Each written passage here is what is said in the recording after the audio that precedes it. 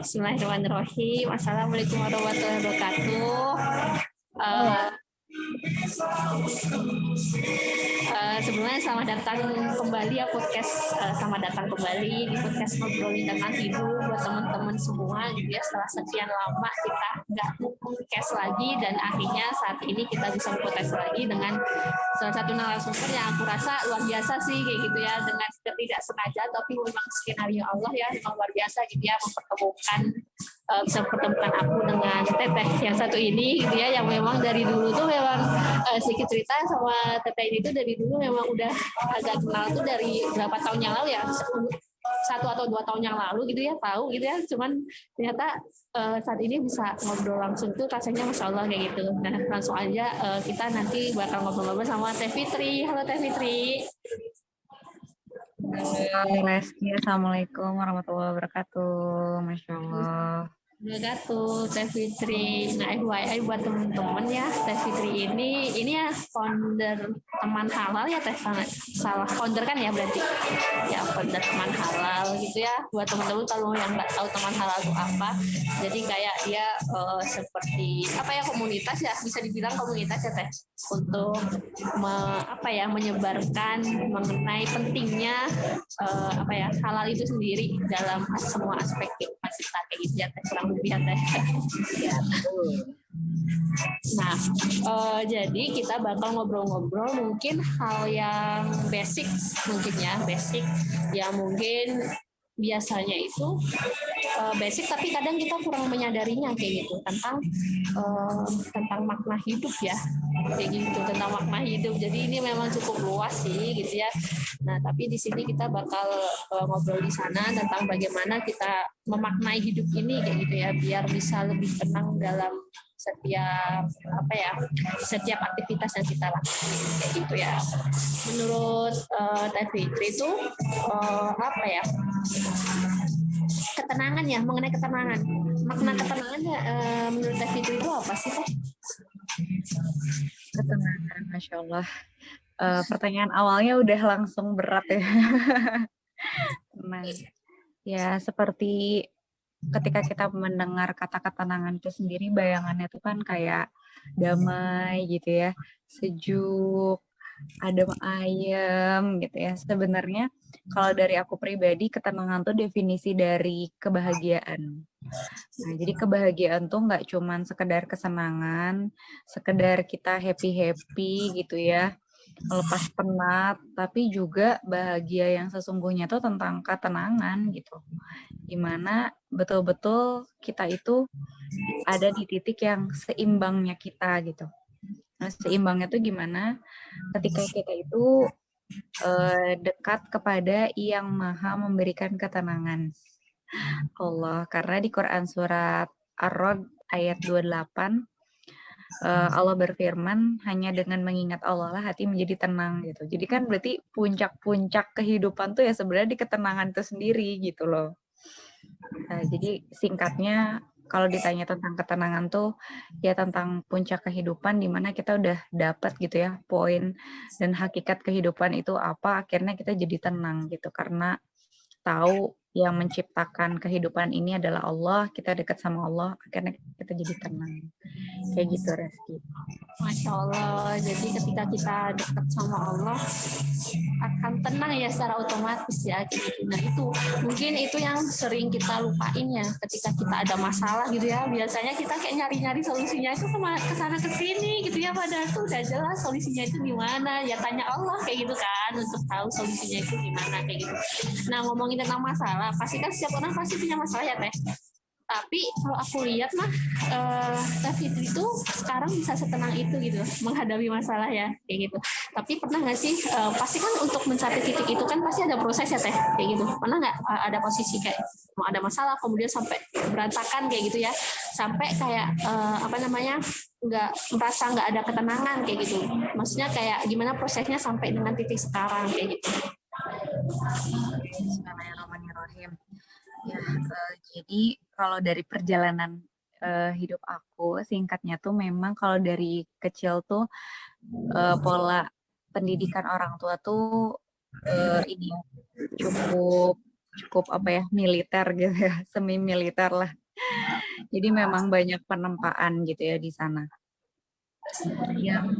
Yang aku tuh bersyukurnya sekarang gitu. Oh, ternyata dari penempaan itu gitu ya, ternyata aku juga akhirnya lebih mudah mendapatkan pemaknaan dan ketenangan itu gitu.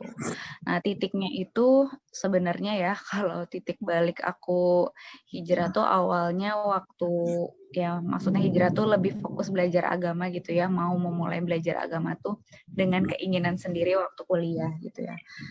Waktu mau dari lulus SMA kelas 12 ke kuliah gitu ya. Jadi tahun 2014 itu aku baru mau hijrah gitu sebenarnya. Tapi kalau ditanya tentang pemaknaan kehidupan tuh kapan gitu ya titik baliknya, akhirnya aku mulai lebih ngeh lagi tentang hakikat dari kehidupan itu waktu pandemi sih, waktu menjelang pandemi sejujurnya. Kan pandemi itu 2020 ya. Nah, 2019 tuh Allah titipin episode ke dalam kehidupan aku yang kayaknya tuh semua yang aku suka, semua yang aku benar-benar sayang banget, senang banget, itu Allah cabut satu-satu di tahun yang sama gitu. Nah, aku ngerasanya kayak gitu. Yang salah satunya yang paling berat menurut aku sih, waktu itu aku punya temen yang udah bener-bener deket banget. Kita tuh deket, terus juga deketnya nggak cuman sekedar deket berdua gitu ya, tapi keluarga kita tuh udah deket gitu. Jadi orang tuanya tuh udah nganggap aku sebagai anak, terus juga sebaliknya gitu ya, orang tua aku tuh udah nganggap sahabat aku ini tuh juga anak-anaknya gitu. Teman aku ini namanya Natia Dini Astuti, semoga Allah berkahi kehidupan beliau. Dan dia tinggalnya di Sukabumi aslinya gitu ya, tapi kuliahnya bareng sama aku gitu. Dan udah sedekat itu. Karena kita punya mimpi bareng, setelah lulus juga Natia masih di sini, benar-benar berkegiatan bareng dan lain-lain. Tapi karena satu dan lain hal ya, salah satunya Natia harus mengabdi di sekolahnya dulu gitu. Sekolah yang SMA-nya dulu, jadi guru di sana, akhirnya harus kembali ke Sukabumi.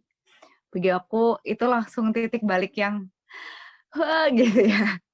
Itu salah satunya ya, soalnya ada beberapa yang tadi aku senang, aku suka banget, aku benar-benar kayak tergantung banget kali ya sama hal tersebut. Di tahun itu tuh di 2019 tuh kayak dicabutin sama Allah itu satu-satu ya.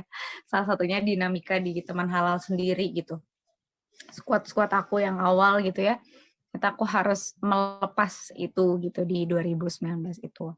Nah, momentumnya Ramadan nih. Nah, teman-teman karena Ramadan udah mau deket ya, yang nyimak ini teman-teman bisa banget pakai momentum Ramadannya biar bisa tadi ya dapetin titik balik dan akhirnya bisa nyampe ke puncak gitu ya, puncak kehidupan itu ketenangan itu sendiri.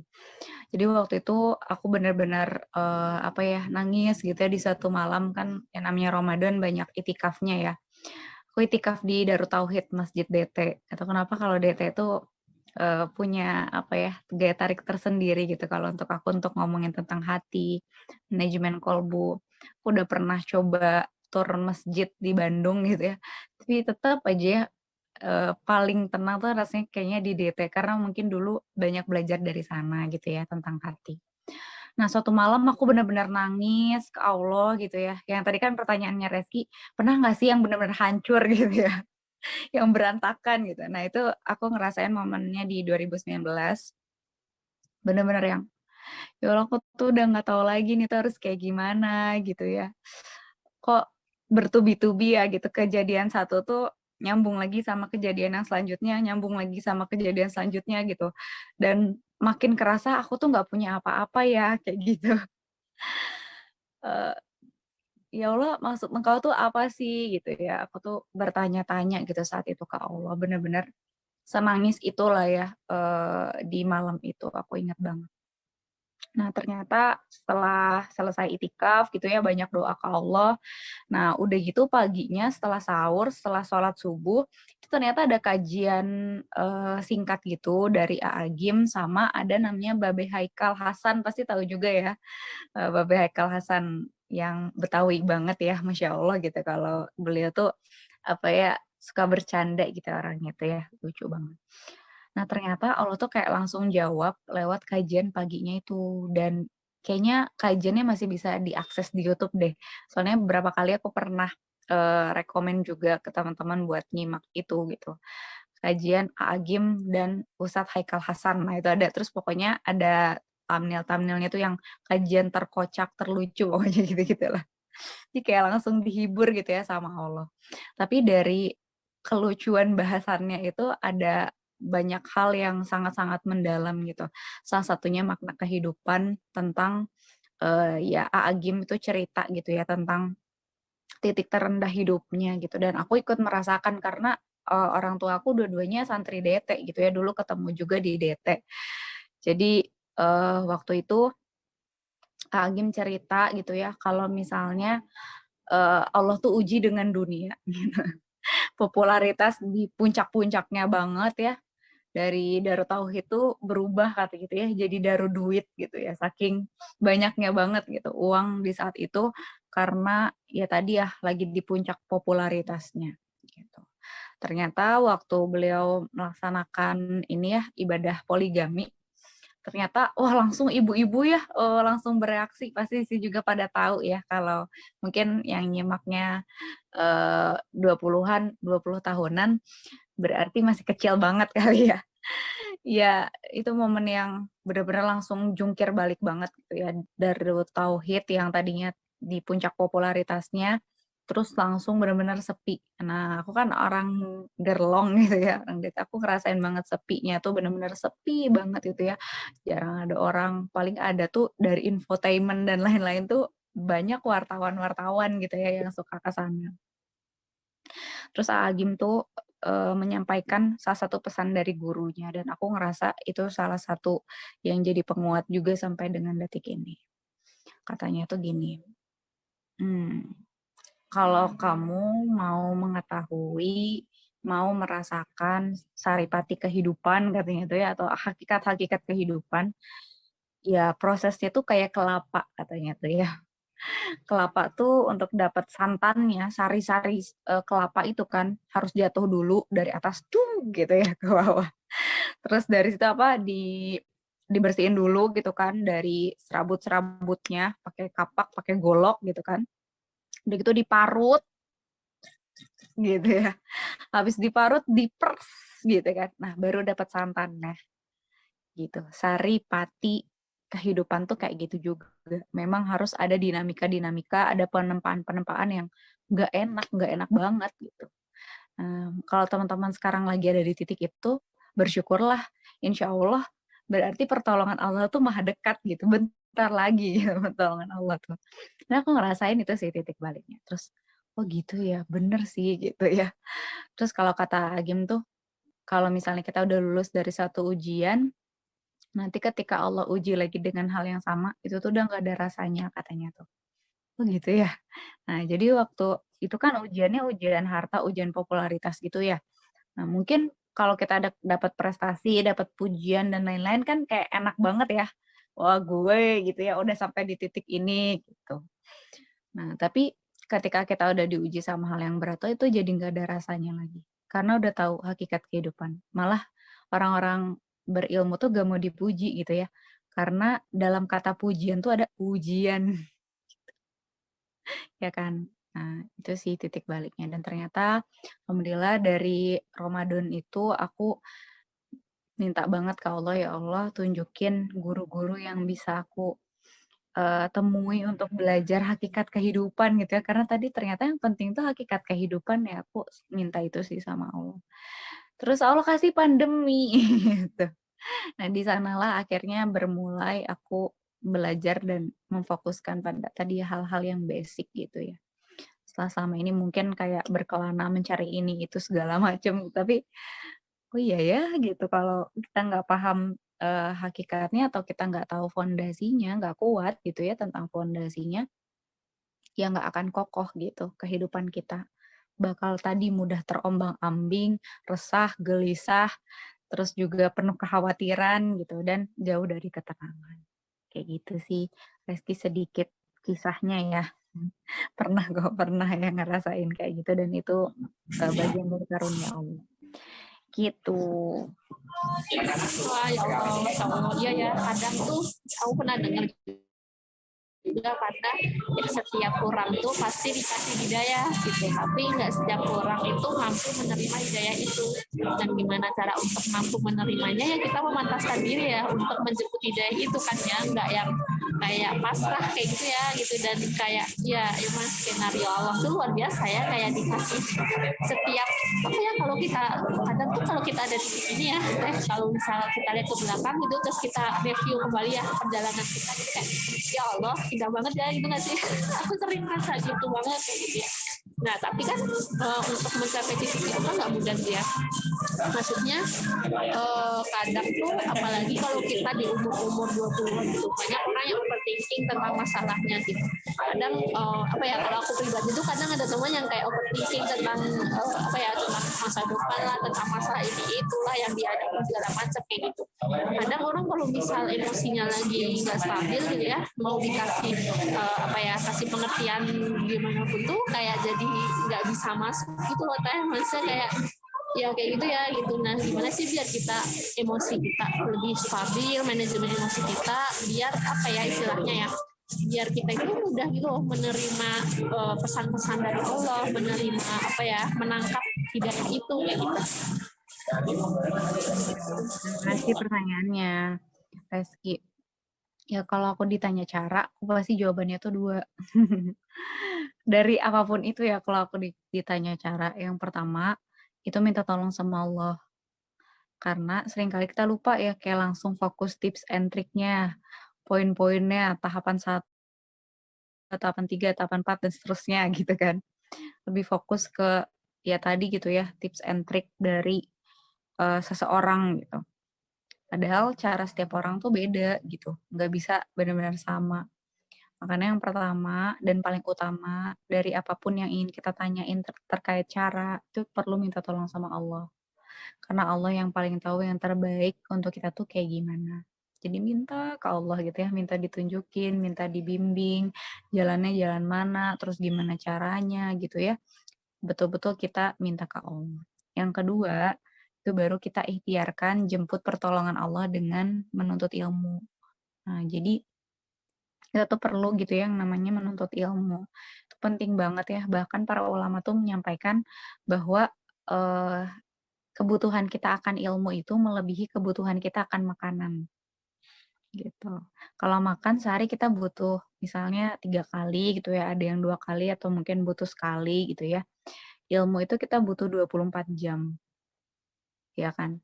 Karena setiap kehidupan kita itu sangat-sangat berkaitan dengan pengambilan-pengambilan keputusan, ya kan?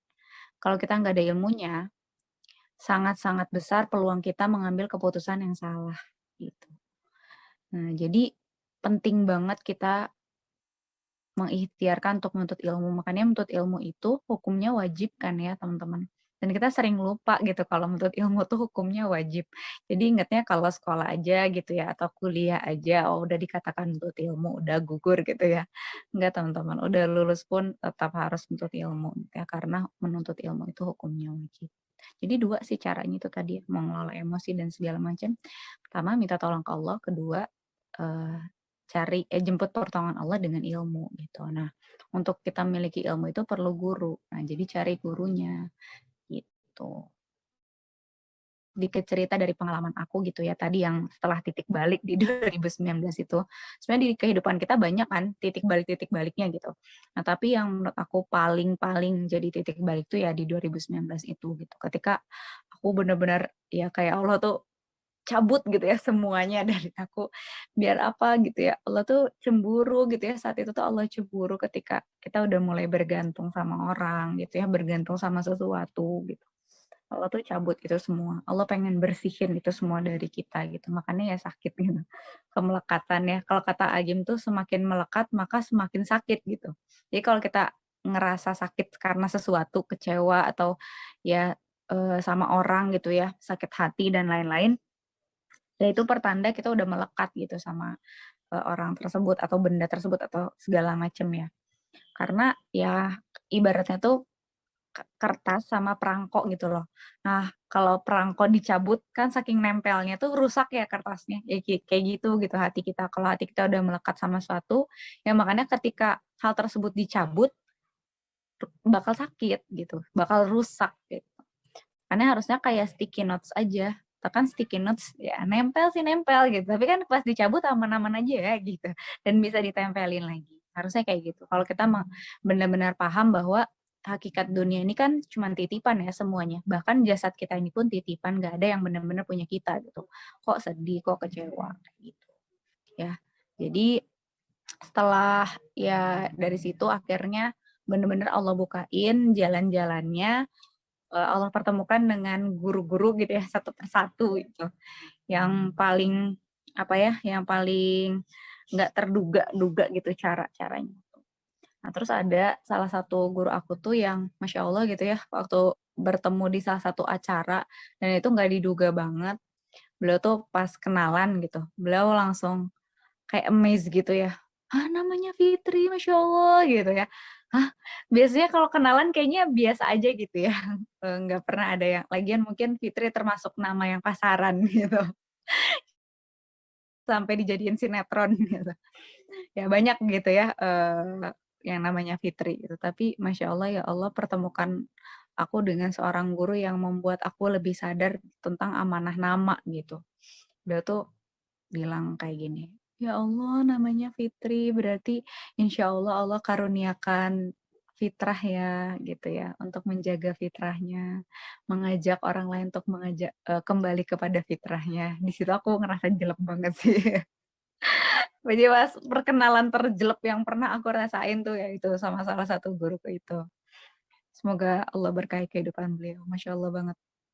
Karena, ya Allah gitu ya, iya juga, kok nggak pernah ngerti sama nama sendiri. Iya sih tahu artinya gitu, tapi seberapa maknai nama sendiri gitu. Kadang kan orang saking nggak memaknai nama sendiri, namanya apa, panggilannya apa gitu ya. Panggilannya tuh yang udah aneh-aneh gitu kan. Padahal kan nama doa gitu ya. Itu tuh wah Masya Allah banget gitu kalau kita bisa maknai.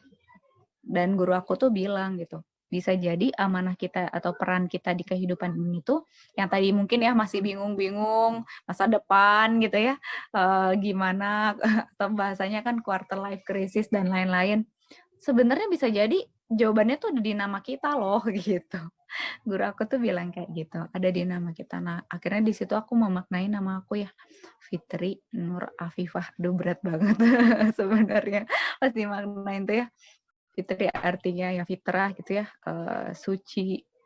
Kemudian berarti kan, sesuai dengan apa yang Allah gariskan gitu, karena setiap manusia lahir dengan fitrahnya gitu kan. Terus nur itu cahaya, kalau di Al-Qur'an bahasan cahaya itu tentang petunjuk, tentang ilmu, dan segala macamnya ya. Karena kalau nggak ada ilmu, nggak ada petunjuk ya gelap, susah menjalani sesuatu dalam kegelapan ya. Dan yang ketiga Afifah, Afifah itu kemuliaan gitu ya, Afaf, dari Afaf kemuliaan. Dan kita tuh cuman bisa dapat kemuliaan karena terhindar dari sesuatu yang Allah nggak sukai gitu. Jadi berat banget ya nama aku gitu pas dimaknain gitu ya di situ. Nah, terus aku akhirnya doa lagi. Nah, doa ke Allah, minta ke Allah itu tadi cara pertama ya. Cara pertama itu jadi lebih spesifik lagi. Kalau kita udah dapat petunjuk dari Allah, ya, dapat clue gitu ya. Kan clue tuh banyak tadi. Nah, coba digali lagi gitu, minta lagi ke Allah lebih spesifik. Nah, akhirnya aku minta, "Ya Allah, aku mau belajar tentang fitrah ya Allah. Aku nggak ngerti fitrah tuh gimana, karena aku jujur gitu ya saat itu kayaknya aku jauh banget dari fitrah gitu ya. Karena kalau dari pribadian aku sendiri kayaknya aku tomboy banget gitu. Dulu tuh orang yang sangat-sangat cuek gitu ya. Jadi gimana ya, kayaknya nggak perempuan banget gitu. Tapi namanya Fitri, ya Allah itu berat banget untuk aku pribadi gitu kan. Jadi akhirnya spesifik minta ke Allah, "Ya Allah, tunjukin siapa ya guru yang bisa aku apa ya, belajar ilmu Engkau darinya gitu ya, terkait fitrah gitu. Sama Allah dibukain lagi gitu ya petunjuknya tuh. Ternyata yang selama ini aku ingin belajar sama beliau gitu ya, salah satunya Ustadz Adriano Rusfi, pasti pada tahu juga sih, mungkin sebagian besar yang nyimak. Ya, dulu tuh aku pernah, pas awal jadi mahasiswa baru terus ikut SSC, Salman Spiritual Camp tuh nangis banget ya pertama kali aku ketemu beliau, terus aku pernah doa sama Allah, "Ya pengen berguru sama beliau," gitu di awal tuh. Cuman waktu itu emang nggak mungkin ya, maksudnya nggak mungkin tuh ngelihat jadwal beliau yang padat, terus juga banyak keluar kota dan lain-lain gitu ya. Kayaknya untuk bisa intens sama beliau tuh hanya di beberapa kesempatan aja gitu ya, SSC, LMD waktu itu ya masih sama beliau. Kalau ada acara beliau aku buru banget gitu ya. Maksudnya, oh ada jadwal beliau sini, wah langsung gitu ya, diikhtiarin. Nah tapi Masya Allah berkah pandemi gitu ya, acara online beliau tuh banyak ya, dan banyak juga yang mengundang beliau terus menyiarkan di YouTube gitu. Jadi aku tuh banyak belajar, ya udah cari aja Ustadz Adriano Rusfi. Wah, banyak banget kan di YouTube aku simak-simak. Kalau ada acara aku simak gitu ya. Termasuk akhirnya aku kenal sama Akil Balik Community gitu. Di sana bahas tentang Akil Balik, bahas tentang fitrah gitu ya. Dan spesifiknya waktu itu aku ikut TGGH The Girl Legal Home gitu. Yang di situ aku belajar tentang perempuan gitu, yang ya Allah sama ini ternyata aku gitu ya, kayak udah jauh banget gitu dari fitrah itu gitu. Jadi dikasih petunjuk, dikasih jalan lagi gitu kan. Kasih petunjuk lagi, dikasih jalan lagi. Kayak gitu teman-teman. Jadi tentang tadi bab pengelolaan emosi gitu ya, mengenal hati, mengenal diri, aku dapetin di sana semua gitu yang hakikat-hakikat kehidupan. Yang akhirnya tadi gitu ya, kenapa aku akhirnya dapat poin ketenangan yang mahal itu gitu ya, karena udah kenal diri yang akhirnya nggak apa ya, nggak semua itu harus informasi itu harus kita telan gitu. Apa sih bahasanya sekarang FOMO gitu kan katanya ya. Jadi kalau dapat kalau nggak tahu satu informasi itu kayak kudet banget gitu ya. Kalau aku sekarang malah banyak yang nggak aku tahu gitu. Hah, apa sih itu gitu, kayak aku kudet banget, tapi aku nggak kenapa-napa gitu, karena aku sangat-sangat memfilter apa yang informasi yang masuk gitu, yang aku butuhkan aja gitu, karena tadi udah kenal diri. Dan akhirnya tenang gitu loh. Alhamdulillah tenang, emosi itu terkelola gitu ya. Semakin kita paham hakikat, semakin tenang gitu insya Allah. Terakhir dari aku, dari Ustadz A tuh disampaikan tentang apa ya, tahapan ilmu gitu. Jadi yang kayak ada segitiga gitu. Yang pertama tuh filosofis, yang paling atas ya segitiganya tuh filosofis. Yang segitiga yang kedua, maksudnya yang dibagi tiga tuh yang di keduanya tuh tentang konseptual, terus yang ketiganya operasional gitu ya. Jadi kalau kita lihat luas segitiganya paling luas atau paling lebar tuh yang paling bawah kan tadi ya. Filosofis, konseptual, operasional. Nah, kalau kita bicara di operasional atau tentang cara tadi ya, how to, gimana caranya ini, gimana caranya itu bakal banyak banget jawabannya. Nah, Reski tanya ke aku, sama Reski tanya ke yang lain, itu pasti beda-beda jawabannya gitu. Nah, jadi seringkali kalau kita langsung belajar ke cara, itu nah, kita nyari gimana cara ikhlas. Terus kita minta dari 10 guru kita minta nasihat gitu. Itu mungkin bisa beda-beda semua tahapannya gitu kan. Gimana caranya ikhlas gitu. Dan itu akan susah untuk praktekinnya. Nah, makanya jangan terbalik gitu tahapannya. Kalau kita langsung ke situ akan berat. Makanya harus dipelajari dulu hakikatnya, filosofis maupun konseptualnya. Kenapa sih kita mesti ikhlas? Nah, itu kita harus tahu gitu. Kenapa kita mesti ikhlas ya? Filosofisnya gimana gitu. Kemudian konseptualnya, konsep ikhlas itu sendiri gimana gitu. Allah jalannya di operasionalnya itu banyak banget gitu. Dan tadi kenapa aku bilang secara spesifik setiap orang tuh berbeda untuk menjalankan itu, untuk dapat titik keikhlasan, untuk dapat titik ketenangan, itu beda-beda prosesnya. Nah, jadi kembali lagi ke cara tadi ya, jawaban yang pertama, minta tolong ke Allah gitu ya agar diberikan petunjuk. Yang kedua, jemput pertolongan Allah dengan ilmu, dengan berguru gitu ya. Yang ketiga, nanti silakan diamalkan gitu, dieksplor gitu ya apa yang sudah Allah titipkan lewat hakikat-hakikatnya tadi yang sudah dipelajari. Wallahu a'lam bishawab. Gitu, Reski. Allah, ya ya. Semakin kita tahu, kadang kan kita sombong kayak sama diri sendiri gitu ya, terlalu mengandalkan diri kayak gitu ya. Ya itu karena mungkin kita kadang nggak punya ilmu ya teh. Maksudnya kadang orang semakin mencari tahu, semakin dapat ilmu itu semakin sadar kalau dirinya itu nggak ada apa-apanya tanpa Allah kayak gitu ya. Sehingga ketika kita berusaha untuk mencari ilmu, penghambaan itu tuh akan muncul dengan sendirinya ya, kayak semakin apa ya, ya Allah ternyata aku tuh nggak ada apa-apanya ya tanpa engkau kayak gitu ya Allah. Merinding ya kayak gitu. Nah ini juga sih teh, kalau misal kemarin kan teteh juga sempat cerita kayak yang di gym itu ya, waktu kita di kelas ya teteh kan waktu angkat beban kayak gitu ya, teteh kan melihat kayak ya Allah ini berat banget, gimana nanti apa ya, memaknai itu tuh dengan apa ya, dengan hal yang positif kayak gitu. Kalau masa kayak kemarin ketika aku dengar gitu, ya Allah Teh Fitri, masya Allah, aku aja kalau misal angkat beban ya, kalau lagi nge-gym kayak gitu, aku mikirnya kayak ini kapan beresnya sih ya Allah kayak gitu. Gak mikir sejauh itu kayak gitu loh Teh, ya Allah. Pendek banget sih pikiranku kayak gitu. Nah, kok bisa gitu? Kok bisa Teh tuh bisa sedalam itu memaknai sesuatu gitu kan? Ketika ada masalah pun kayaknya Teviti tipe yang menganggap masalah itu tuh sebagai suatu hal yang positif ya. Dilihatnya itu nggak langsung kayak apa ya, langsung kayak pikiran pendek kayak gitu. Jadi kayak memaknai sesuatu itu pasti apa ya, datangnya dari Allah kayak gitu ya. Dan juga kemarin juga Teviti sempat cerita tentang di story aku lihat Tevitri yang nge-share tentang jus itu ya, pemaknaannya yang jus ya gitu. Itu Masya Allah aku pasti ya Allah, kayak aku kalau minum jus kayaknya aku minum-minum aja ya, kok nggak bisa kepikiran, kok belum bisa sampai kepikiran ke sana gitu ya. Nah, tapi itu kok bisa gitu loh sampai pemaknaannya bisa sedalam itu gitu. Ya Allah pertanyaannya. Jawabannya pertama pasti karena pertolongan Allah sih. Nggak bisa kalau mengandalkan diri sendiri ya. Itu mah benar-benar petunjuk sama pertolongan Allah. Itu kerasa banget. Dan semakin kerasa taufik tuh mahal gitu kan. Mahal banget. Jadi jawabannya karena pertolongan Allah. Dan yang kedua karena ilmu gitu. Aku ingat banget Ustadz Nuzul tuh bilang, kalau kita belajar dan kita itu mempelajari tadi ya hakikatnya gitu, hal-hal yang paling mendasar, yang paling fondasi dari kehidupan itu, nanti akan terbentuk kacamata iman dan ilmu. Nah, ketika kita pakai kacamata iman dan ilmu, kita akan melihat suatu hal yang sama tuh jadi berbeda gitu.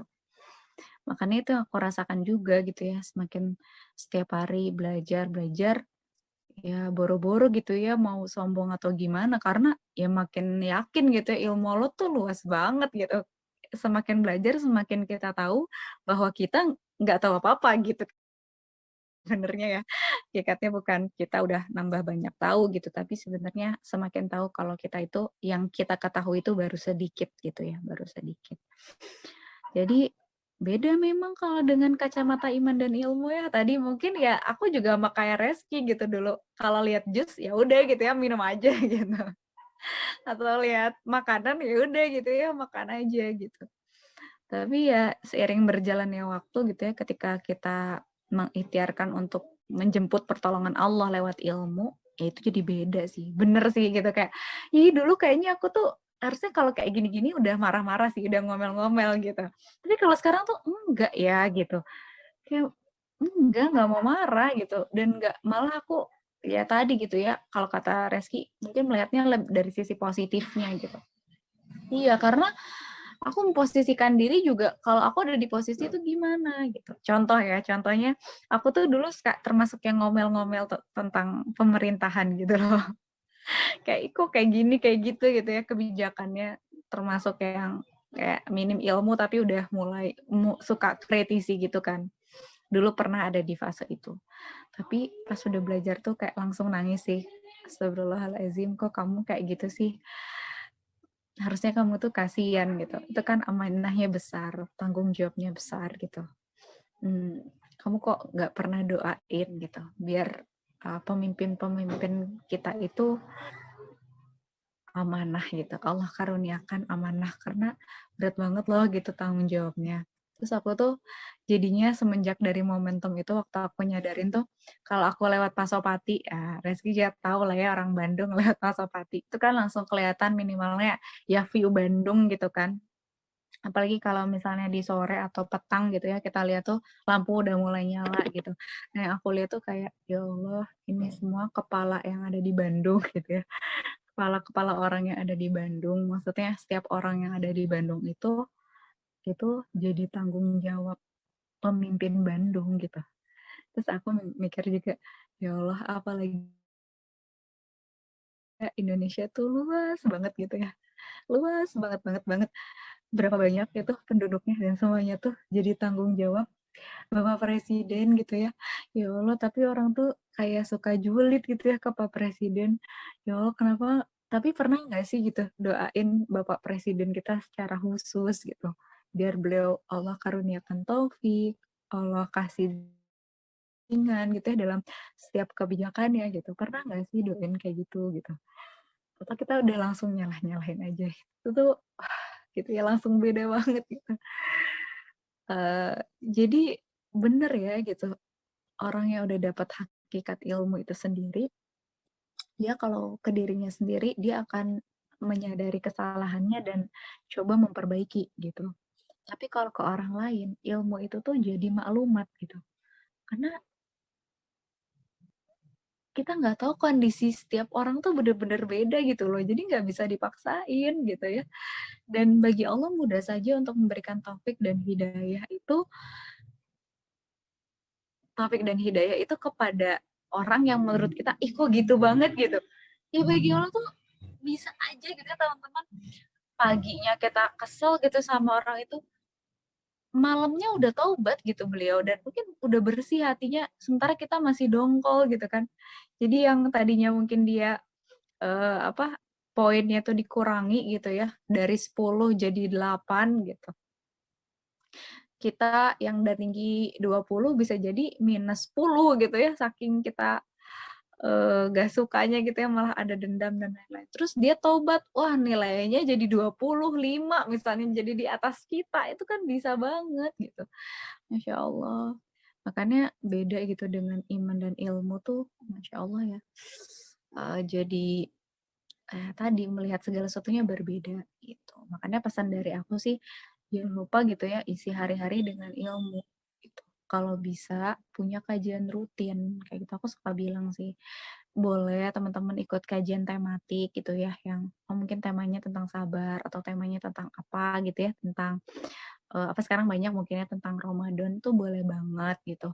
Tapi kalau bisa teman-teman tuh ada buku yang dikaji dengan khusus gitu, yang itu tuh bab satu sama bab selanjutnya itu benar-benar nyambung, berkaitan satu sama lain gitu. Dan aku ngerasa ya titik balik akhirnya aku ya mulai gitu ya kacamata iman dan ilmu, meskipun mungkin belum seberapa ya, masih dengan banyak terbatasnya gitu ya, masih sangat-sangat terbatas. Tapi aku ngerasain banget salah satu jalan Allah itu saat nyimak kajian Riyadus Shalihinnya Ustadz Nuzul Zikri. Masya Allah, semoga Allah berkahi kehidupan beliau dan guru-guru beliau. Ya, kayak gitu selain Ustadz Taat ya, tuh aku nyimak kajian Riyadus Shalihin tuh yang sekarang tuh udah episode ke 1000 1000 ya udah 1000 lebih gitu ya sekarang tuh, Masya Allah gitu. Jadi aku juga sebenarnya belum full 1000 sih, aku juga masih bolong di tengah-tengah. Jadi waktu itu nyimaknya dari awal tapi udah apa, udah berjalan gitu. Tapi ternyata lebih utama nyimak yang saat live gitu katanya tuh ya, yang live. Jadi aku coba nyimak yang live, nah udah live nanti aku kejar yang ketinggalan aku yang dari episode 1 itu. Masalah baru sampai episode sampai bab 16 ya. Nah, sementara yang lagi dibahas sekarang tuh bab 40 gitu. Jadi lumayan sih jaraknya sebenarnya.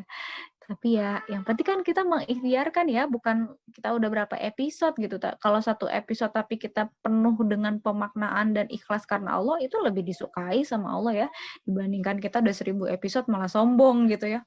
Udah 1000 episode loh. Enggak ya gitu. Itu sih mungkin dari aku Reski ya. Pertama karena pertolongan Allah, kedua karena ya tadi dengan mengikhtiarkan menuntut ilmu dan punya guru. Insya Allah nanti pandangan kita terkait sesuatu tuh jadi berbeda. Wallahu a'lam bishawab. Insya Allah gitu ya. Memang sih kita terlalu fokus ya teh. Kadang tuh untuk menuntut ilmu dunia ini gitu ya. Kadang lupa gitu ya untuk menuntut ilmu akhirat gitu, kayak kita bayangin aja gitu ya 24 jam gitu ya. kita 20, kalau aku ya 25 tahun hidup di dunia kayak gitu. Berapa ilmu agama yang udah aku punya, misal kayak gitu ya, kayak dikit banget, bahkan kayak pikir-pikir yang mereka ilmu-ilmu dan basic yang harusnya kita udah tahu, misal kayak fikih ketika sholat atau puasa atau ketika apa ya, tentang hadas kayak gitu-gitu, itu kadang masih kayak ketika dapat kutajian tuh masih kayak, oh ternyata gitu, oh ternyata sama ini aku salah gitu, kayak ya Allah aku kemana aja sama ini gitu ya gitu. Nah tapi memang untuk menuntut ilmu itu tuh kadang orang egonya tinggi ya, untuk menuntut ilmu dunianya itu lebih gede. Gimana caranya imbangin sih teh antara menuntut ilmu dunia dan akhirat itu sendiri kayak gitu. Bismillahirrahmanirrahim. Nah, ini sebenarnya suka ada di masyarakat kayak memisahkan antara dunia dan akhirat. Ilmu dunia, ilmu akhirat. Sebenarnya nggak ada ilmu dunia, ilmu akhirat gitu loh. Sebenarnya apapun yang kita pelajari harusnya itu benar-benar membawa kita lebih dekat kepada Allah gitu. Ya, kalau landasannya tepat. Makanya tadi ya sekali lagi, aku juga termasuk orang yang cukup terlambat karena aku baru belajar hakikat sekarang gitu kan. Padahal kalau hakikat itu udah clear, kita belajar apapun tadi bisa tahu kok filternya, bisa nyambungin gitu, bisa ngerelating gitu satu sama lain gitu. Termasuk aku kan background-nya sebenarnya kuliahnya di pendidikan kimia kan gitu. Tentang kimia. Kalau dimaknai lagi konsep-konsep kimia tuh banyak konsep-konsep tauhid gitu loh. Beneran. Contoh ya, aku kasih contoh. Misalnya atom, pasti di sini ya minimalnya kalau di SMP atau SMA belajar lah ya konsep atom ya. Ada proton, ada neutron gitu kan. Ada elektron ya. Tahu banget lah ya, insya Allah. Semoga masih ingat. Ya, kan inti atom itu positif ya, ada proton, ada neutron. Neutron nggak bermuatan, proton itu positif gitu ya. Nah, dikelilingi sama elektron-elektron ya, ada elektron-elektron. Nah, elektron yang paling kuat tuh kan elektron tuh muatannya negatif ya, tapi ketika bertemu yang positif tuh dia jadi, netral gitu ya. Jadi ya jadi, apa, jadi stabil kayak gitu. Dan elektron yang paling kuat itu adalah elektron yang, perputarannya tuh tinggi gitu, ya. Tapi semakin jauh, elektron itu ya dari intinya, dia akan mudah untuk lepas gitu ya, mudah untuk lepas dan terionisasi lah, dan seterusnya gitu ya bahasanya. Cuman poinnya yang bisa dimaknai apa sih dari itu, dari konsep atom itu ya. Jadi teman-teman kalau kita mau tenang nih, ini nyambung sama bahasan kita yang pertama lagi ya, yang tentang ketenangan, tentang, tadi ya, apa, puncak kehidupan gitu. Kalau kita pengen tenang, pengen selalu positif gitu kan tadi ya kalau bahasanya Reski, selalu positif dalam melihat atau menanggapi, merespon sesuatu, ya kita harus deket sama inti gitu loh, ya kan? Ya intinya tuh positif. Eee, dan kalau kita maknai lagi dan pertanyakan lagi, inti dari segala inti itu apa sih? Allah gitu kan. Inti dari segala inti itu Allah. Jadi semakin kita mendekat ke Allah tuh insya Allah kita akan semakin tenang gitu. Tadi Quran surat Ar-Rod ayat 28. Itu dari kimia loh. Dari belajar atom bisa kayak gitu pemaknaannya. Iya kan? Jadi nggak ada ilmu dunia, ilmu akhirat gitu ya sebenarnya teman-teman. Adanya mungkin ilmu syariat ya sama ilmu muamalah. Muamalah tuh ya yang kehidupan sehari-hari gitu ya. Syariat yang memang spesifik terkait ibadah gitu. Karena kan hukum dasar muamalah atau ya kehidupan sehari-hari itu boleh ya, boleh, semuanya boleh, sampai ada hukum yang melarangnya, itu muamalah, hukum dasarnya ya. Tapi kalau ibadah sebaliknya, hukum dasar ibadah tuh haram ya, nggak boleh gitu, sampai ada yang memerintahkannya, kayak gitu. Jadi kalau kita paham konsepnya sih ya gampang aja gitu kan. Toh kita belajar muamalah, hal-hal yang sehari-hari juga tujuannya untuk menguatkan keyakinan kita dan akhirnya kita bisa maksimal dalam ibadah, gitu. Jadi jangan diseparasi gitu sebenarnya ya. Enggak kok, kalau kita paham dasarnya insya Allah itu relate banget gitu satu sama lain tuh ya. Ada sebuah kesinambungan gitu ya, ada sebuah kaitan yang holistik gitu, yang menyeluruh gitu satu sama lain. Dan itu siapa yang menghubungkan? Allah. Makanya setiap habis belajar gitu ya, kemudian ya aku tadabur. Kadang kita tuh tadabur satu ayat, oke kita udah paham nih, ini dalam banget gitu. Tapi setelah belajar-belajar, itu lebih dalam lagi gitu pas baca ayat itu. Ya nggak? Padahal ayat yang sama. Pernah nggak ngalamin kayak gitu kan? Ya sama gitu. Sebenarnya bisa jadi kita masih memisahkan gitu ya antara dunia sama akhirat itu karena kita belum paham hakikatnya gitu. Ya kan sebenarnya ya ilmu yang ada di dunia ini juga ilmu Allah gitu. Hanya saja tadi tentang perspektifnya yang perlu kita hati-hati gitu loh. Dr. Yusuf Kordowi almarhum, beliau pernah menyampaikan ada 3 ilmu yang paling bermanfaat katanya tuh ya. 3 ilmu yang, sangat-sangat bermanfaat untuk kehidupan manusia gitu ya. Tapi di sisi lain, ilmu-ilmu ini juga punya bahaya yang luar biasa, paling berbahaya juga gitu.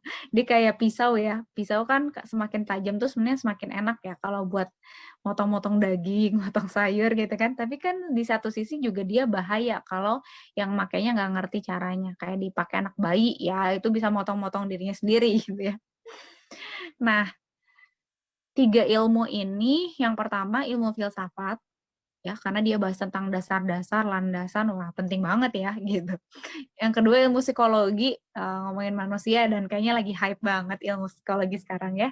Nah, yang ketiga adalah antropologi, ilmu tentang manusia dan kebudayaan katanya.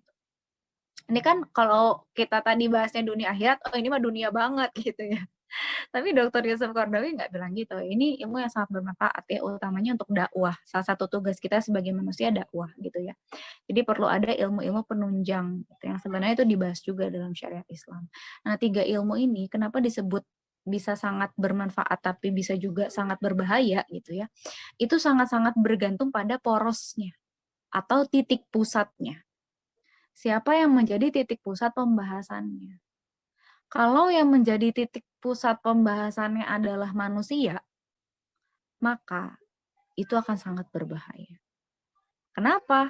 Ketika kita bicara kemanusiaan tanpa landasan ketauhidan, maka kita akan bicara hak dan kewajiban setiap orang yang itu sangat-sangat berbeda dan itu akan sangat tumpang tindih satu sama lain. Ya enggak? Kayak misalnya ya, Reski dengan misalnya lagi emosi banget gitu ya, lagi pengen ngeluarin semuanya, Reski teriak-teriak nih di tempat yang sekarang. Wah, wah gitu ya, pokoknya teriak-teriak aja gitu. Terus yang lain tuh ngomelin gitu. Kok kamu teriak-teriak sih gitu, berisik tahu ganggu gitu kan. Hak-hak saya loh untuk melakukan apa saja gitu kan. Nah, tapi haknya Reski betul gitu ya, Reski punya hak untuk bisa melakukan apa saja gitu kalau basisnya kemanusiaan ya. Tapi yang lain juga punya hak untuk hidup tenang. Nah, jadi di satu sisi tuh sama-sama punya hak, tapi sama-sama punya tadi gitu ya, situasi kondisi yang berbeda yang akhirnya bisa tumpang tindih, ya kan? Gitu. Jadi kalau landasannya cuman kemanusiaan, ego, itu jadi bahaya banget tuh ilmu-ilmu tadi, ya. Tapi kalau misalnya landasannya, ya fondasi atau titik poros gitu ya, titik tumpu dari pembahasannya itu ya, kayak ya yang mengorbit lah ya, kalau di semesta itu kan ada yang pada satu titik gitu ya, titik pusatnya, titik porosnya. Kalau titik porosnya itu Allah, maka itu sangat-sangat bermanfaat. Nah, ingat ya hubungan manusia itu, hubungan sesama manusia, hablum minannas itu lebih susah daripada hablum minallah gitu kan disebutnya ya.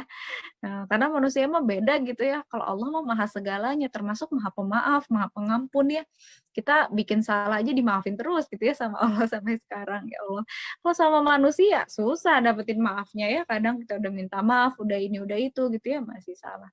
Makanya perlu ilmu gitu untuk itu. Dan akhirnya tadi gitu ya kalau kita nggak ada landasan tauhidnya gitu, maka atau titik pusatnya bukan Allah, maka nanti jadi berantakan semuanya, akan tumpang tindih.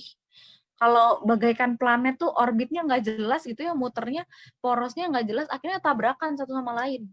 Kayak gitu. Makanya penting gitu untuk kita belajar ilmu apapun yang sekarang sedang dipelajari, coba kita pusatkan lagi kepada Allah. Ya, syariat-syariatnya kalau di Islam kayak gimana ya konsepnya? Karena Islam tuh udah selengkap itu kok, sedetail itu. Nah, cuman kita belum tahu gitu kan konsep-konsepnya. Kayak misalnya sekarang banyak banget financial planner gitu ya. Ya enggak? Nah, itu tuh harusnya kita paham dulu konsep tentang keuangannya kalau dalam Islam kayak gimana. Nggak salah, tapi tadi titik porosnya Allah berarti kita harus lihat dong landasan utamanya adalah Al-Quran dan Sunnah gitu. Jangan kebalik, kita bicara dulu yang lain baru kayak ngerelatin, oh ini di Al-Quran ada gitu, di Sunnah ada gitu. Jadi gitu itu kan kebalik gitu. Harusnya di Al-Qurannya gimana, Sunnahnya gimana, baru kita lihat gitu ya detailnya orang tuh punya teori apa gitu terkait hal itu. Nah, jadi bisa nih kita coba yang sebelum-sebelumnya mungkin terbalik ya cara belajarnya kita perbaiki. Aku pun dulu kayak gitu kok gitu. Tapi sekarang kayak iya Al-Quran tuh selengkap itu ya, Sunnah tuh selengkap itu ya. Riyadhus Shalihin tuh kan isinya cuman itu ya.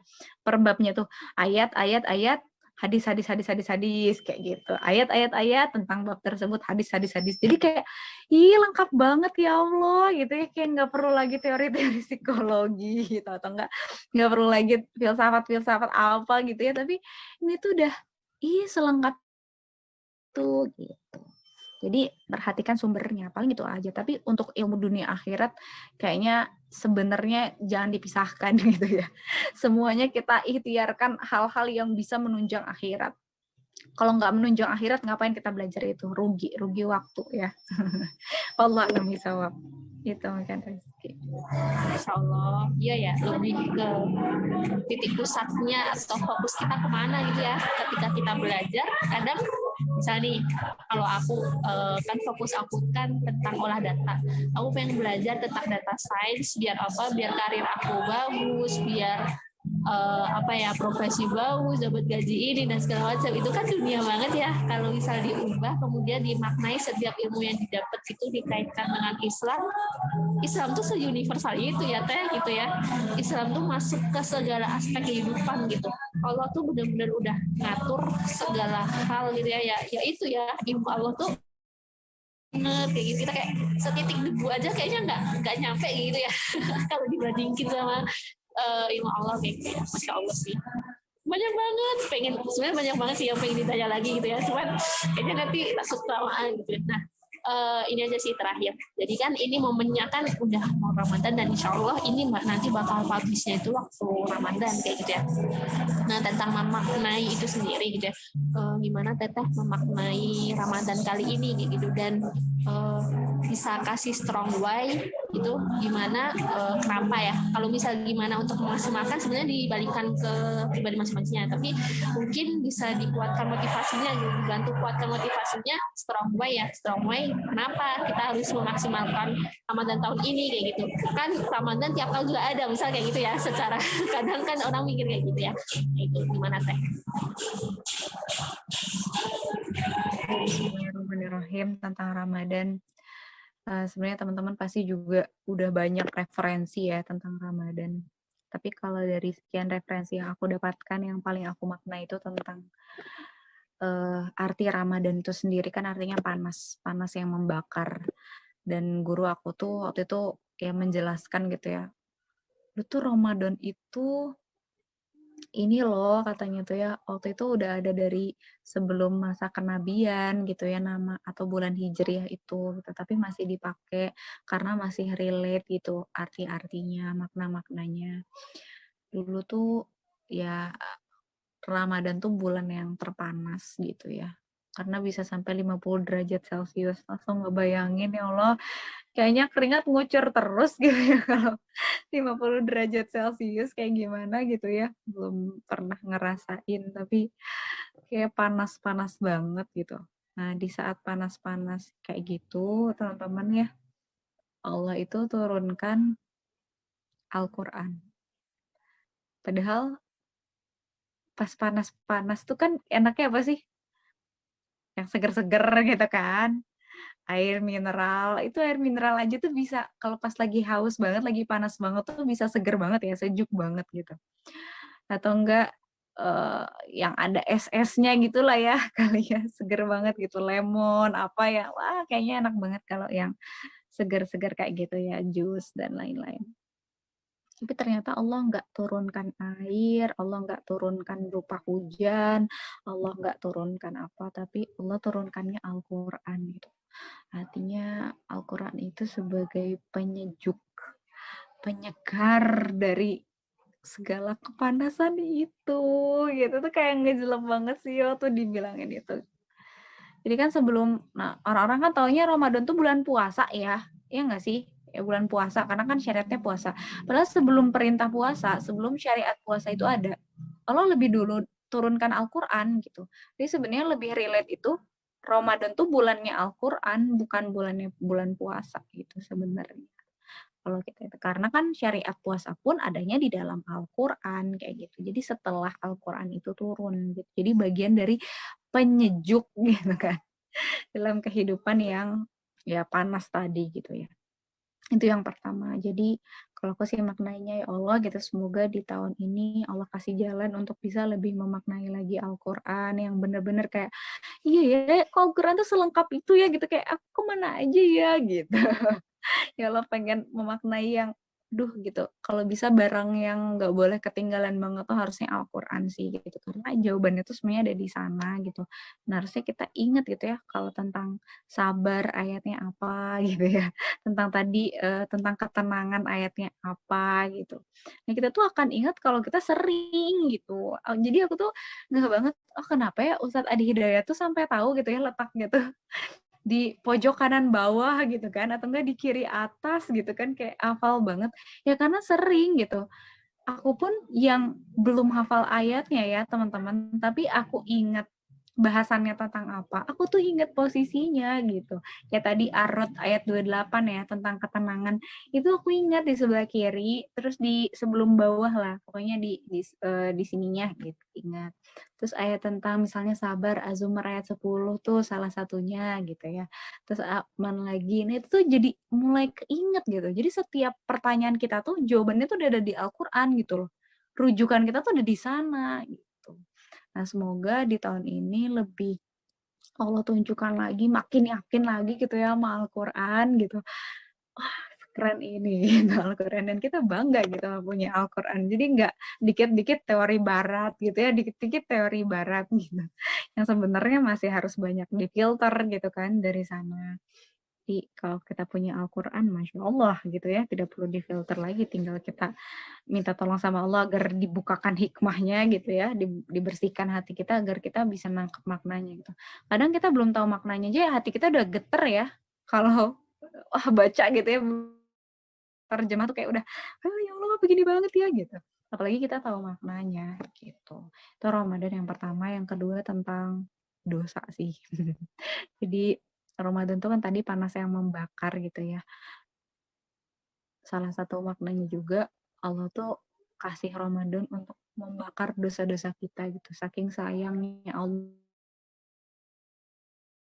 Jadi maksimalin ya teman-teman. Kata Allah, barang siapa yang uh, berpuasa dan juga sholat malam ya di Ramadan, Allah tuh hapuskan dosa-dosa terdahulu. Siapa sih di sini teman-teman yang nyimak podcast ini yang gak ada dosanya, termasuk aku ya yang banyak bicara, berarti lebih banyak dosanya nih ya, lebih banyak hisabnya nih dibandingkan yang mendengarkan. Semoga Allah tolong dalam hisabnya. Ya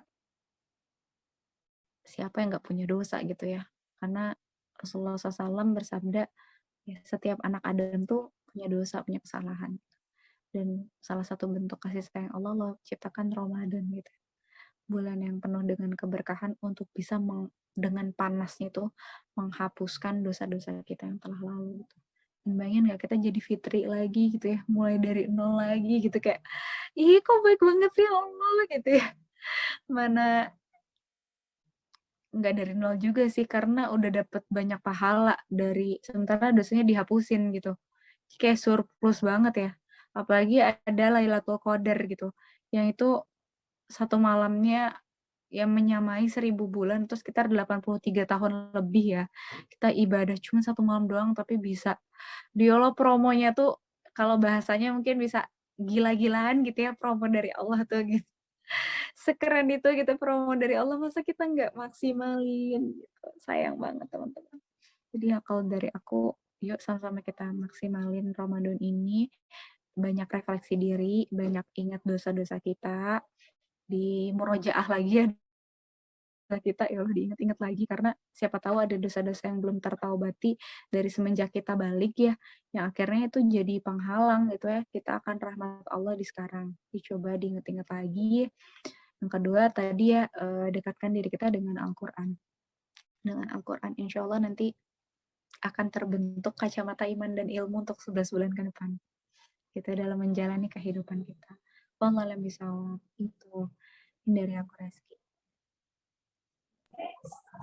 Insya Allah, ya promo ya, flash sale gitu, kayak cuma sebulan dalam setahun. Kalau misalnya orang-orang bilang, ya kan Ramadan tahun besok juga ada, yakin tahun besok masih dikasih umur gitu ya. Bahkan kita juga tahu sebulan itu tuh kita masih dikasih umur ya, untuk bisa apa ya, penuh satu bulan itu. Kita kan nggak tahu ya, habis ini atau ya kita nggak pernah tahu ya mengenai umur itu sendiri gitu ya. Satu-satunya cara ya untuk memaksimalkan Ramadan. Mungkin kalau misal nanti ada lagi yang tanya gimana caranya maksimalin kayak gitu, ya minta ke Allah ya, balik lagi ke cara yang tadi awal ya teh. Kita minta ke Allah gitu. Kemudian ya ikhtiar mungkin ya, intinya minta ke Allah buat dikuatin gitu ya, karena Allah tuh yang menggenggam segala urusan kita. Allah tuh maha membolak-balikkan hati gitu ya. Allah tuh ya pokoknya tuh kita nggak bisa apa-apa tanpa Allah. Masya Allah udah banyak banget yang kita bahas gitu ya. Makasih banyak Teh Fitri untuk sharing-sharingnya ya. Kayak ini daging semua Teteh, ya Allah. Masya Allah. Ya makasih banyak gitu ya buat Teh Fitri. Semoga kita senantiasa diberi istiqomahan, dikuatin sama Allah ya, untuk senantiasa memperbaiki diri ya, untuk senantiasa menuntut ilmu juga ya, kayak gitu ya. Ya gitu doang sih, alhamdulillah ya. Ya udah kayaknya, atau ada pesan terakhir, pesan-pesan terakhir dari Teh Fitri ada nggak? Terakhir ini jangan lupa kita tolong sama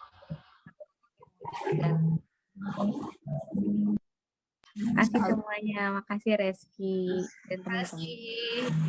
Teh Fitri, ya semoga teman-teman yang mendengarkan podcast ini bisa mengambil manfaatnya, bisa mengambil hikmahnya, ya, karena segala sesuatu kan memang dari Allah.